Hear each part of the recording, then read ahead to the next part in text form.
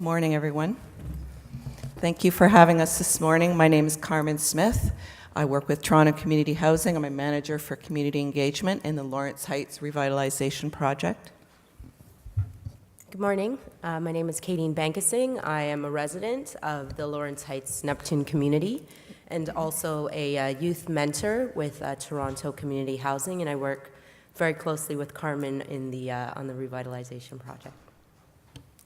And my name is Jacob Zarzella. I am a lifetime resident of the Lawrence Heights community, and I am recently the 2013 Youth Leadership Award winner from the Canadian Urban Institute. So just to speak on some of the things that,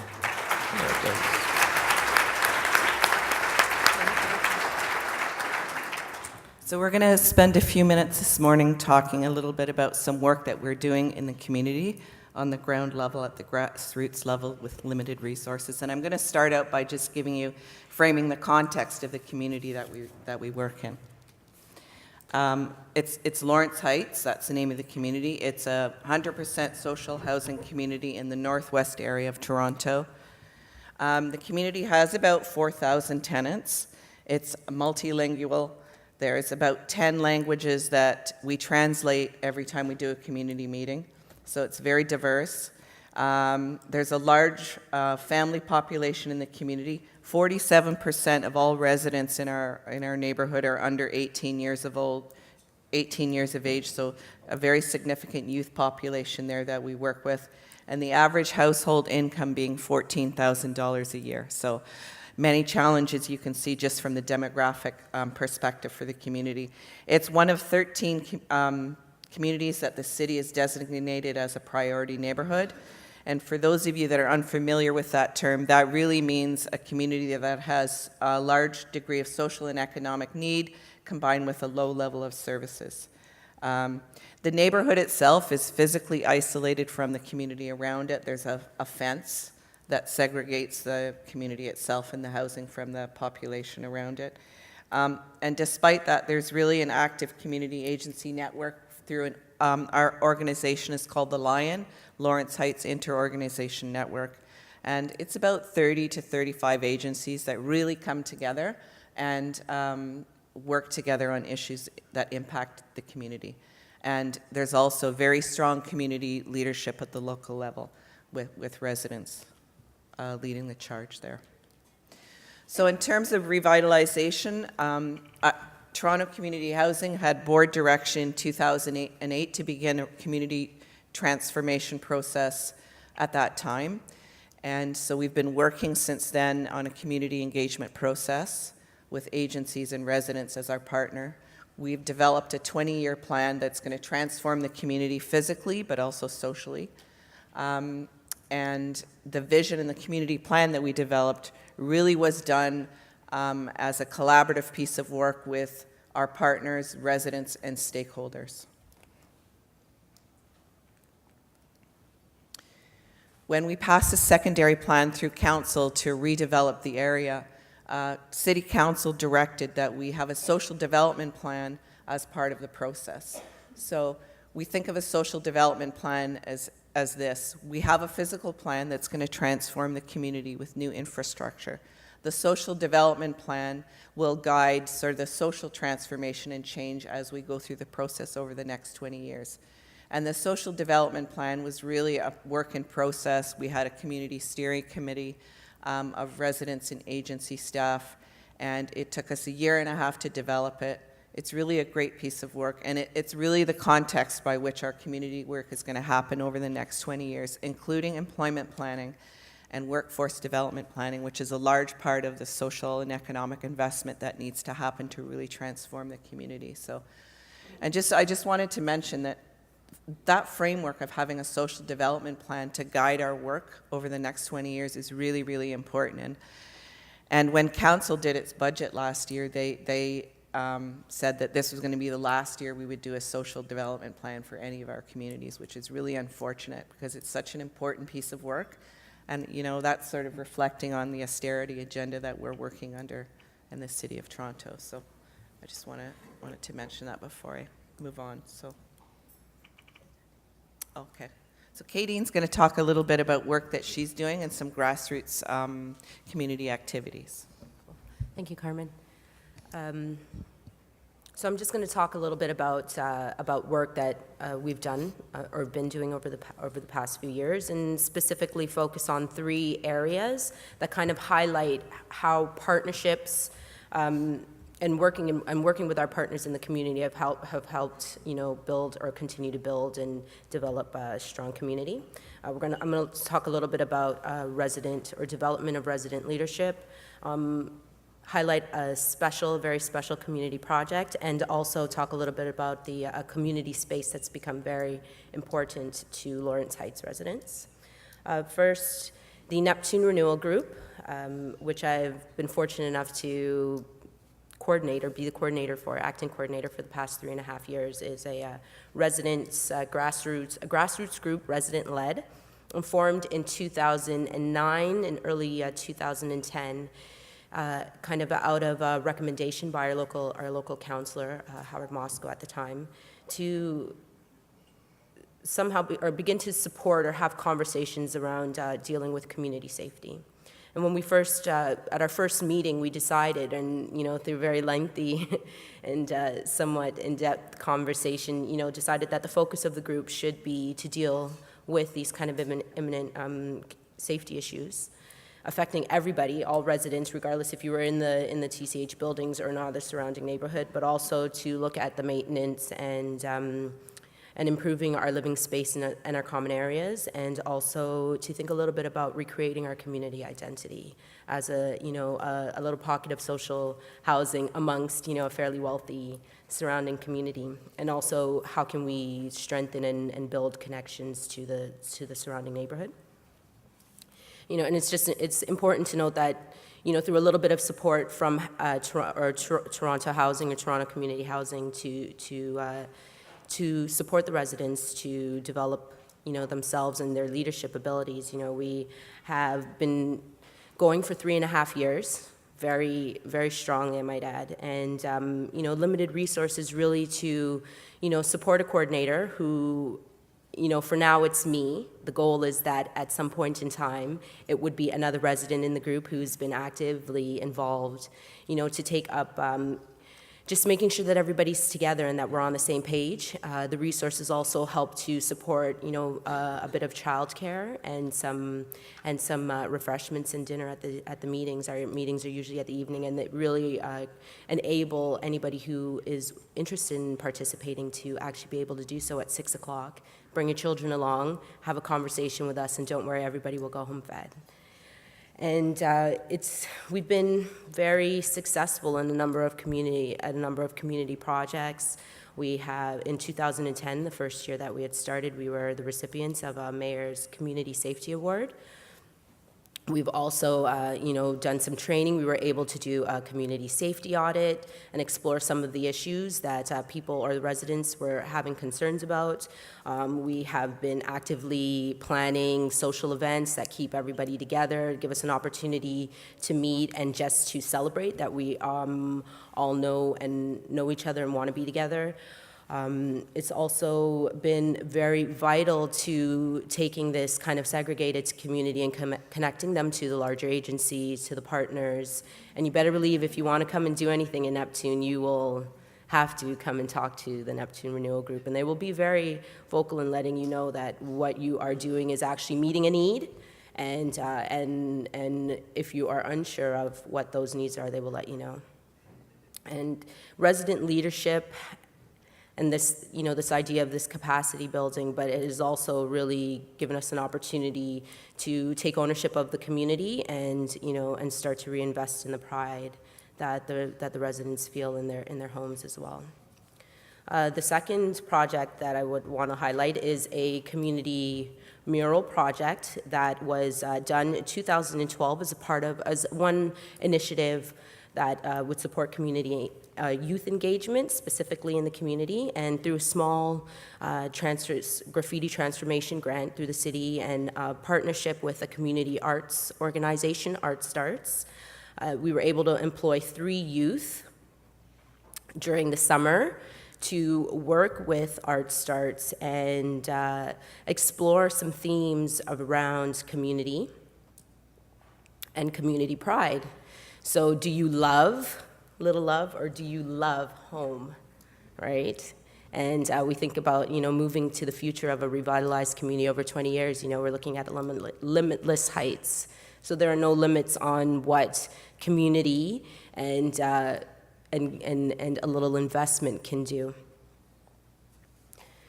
The mural itself is located at the north end of the community, and it is actually located directly in the phase 1 of this revitalization project.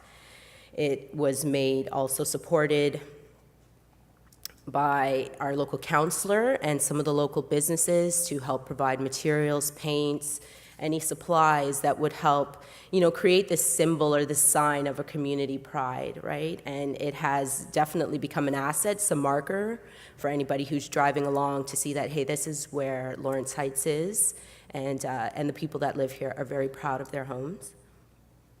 And it is also the Limitless Heights has come to be the name of our new community scholarship that has become available through the revitalization, through a very wonderful contribution through our new developer partners, to be able to support any students, whether they are continuing students, mature students, and first-year post-secondary students, to recognize their dreams and realize that, investing a little bit into themselves will also, or ultimately invest into the community for the years to come. The last project that I wanted to talk a little bit about is our community stage, which is actually a community space that was created in 2010. And some funding became available through Toronto Community Housing and some summer safety initiative money that they had been doing or offering annually to different communities across the city. And the proposal for that grant application was actually to create a community space that could bring families, youth, children, seniors, all of us together in the outdoors. And fund also created some employment opportunities again. 5 youth were hired in the summer of 2010 to actually work with the contractors who were building the stage. 2 were hired to work or to train, and then to also work the community pizza oven. And one event coordinator was hired as well that summer to plan a 10-week kind of event agenda that would, be different events on a weekly basis throughout the summer that had different themes that focused on, cultural pride, our entertainment. We did a talent show, our annual Harvest Festival. All those things actually took place at the stage in 2010.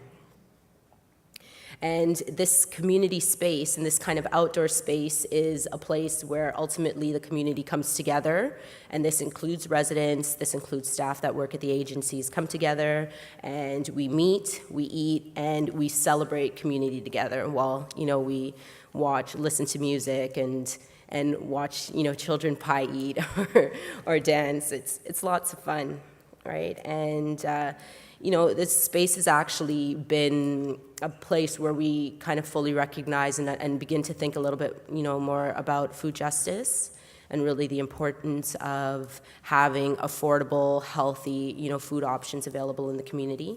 And, we also realize that regardless of where we are or where we come from, in life, that, we have basic needs that have to be met. And definitely eating together is a very important, piece of community building. And we have food that is often donated from the North York Harvest Food Bank. We have agencies that will come out, support, talk to residents. We'll give them information about projects, about services, about a number of things.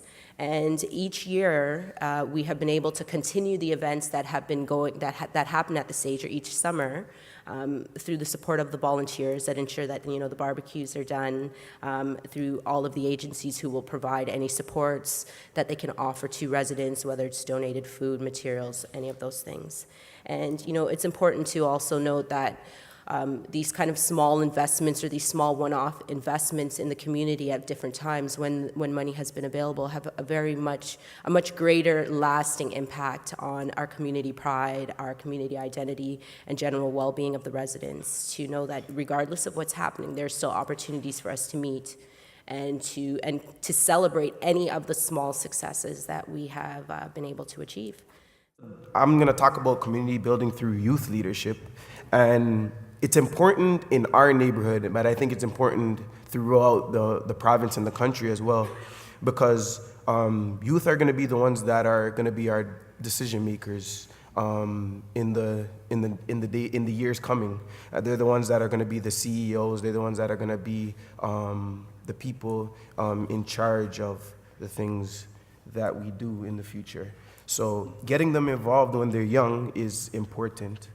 And with Lawrence Heights, we have a 47% youth resident, 75%, or not 75, 47% of our youth of our residents are youth. And it's important to get to them and let them understand what's going on with the revitalization process, because they're the ones that ultimately are going to be living in these situations when it comes down to a hardship in their future or whatnot. So making sure that they have a space for them, a good community for them to live, it's important. Also having them around the decision makers is important. I think one example that I could say is in April, we had a meeting where it was, we were picking the developer partner that was going to be redeveloping the area.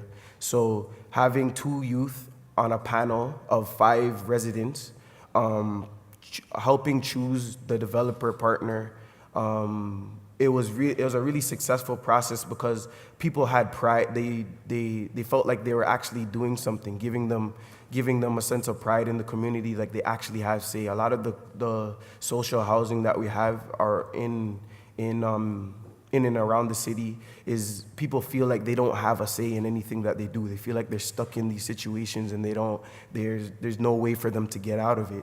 But I think if we're able to put them in situations where they actually have a say in what is going on in their neighborhood, we could get them more connected to a lot of the good resources and the good programs that we have going. Right now, there's a big disconnect with youth, whether it be there's a big disconnect with having youth involved in the community, because I think they feel like they don't have a say, and then they need to have money at the same time. So they feel like them getting involved in the community is sort of a waste of time. So what I try to do is try to be in and around the community and let people know that there's many opportunities, whether it pays or it doesn't.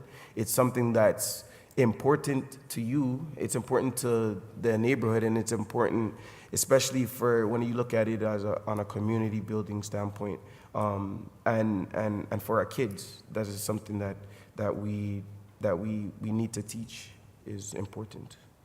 I think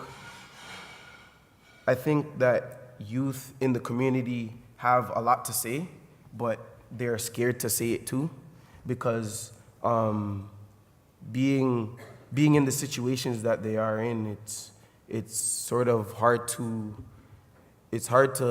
talk about a lot of the problems and a lot of the hardship that you go through.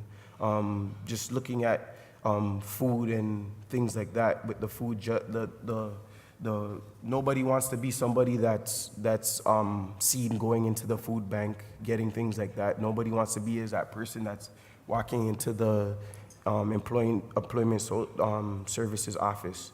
So you have a lot of people that don't want to get involved in anything in the community because they don't want them to know pretty much their business and things like that. So I think some of the things that we can do to break down those barriers is having meetings that aren't really centered on one thing, like having the community spaces that we have, like the stage, and having like food justice meetings and community gardens. It opens up your doors and more allows you to do something that's more of a leisure kind of thing rather than something that's fixed and something that seems like it's something that you have to talk about personal issues and stuff like that. So I think we're gonna. I could talk about my personal involvement in some of the things that I've done to date. I've been involved in the process since 2008. It's something that's changed my life personally.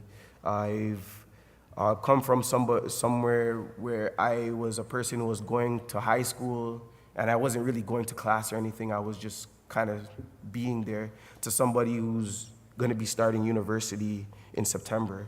And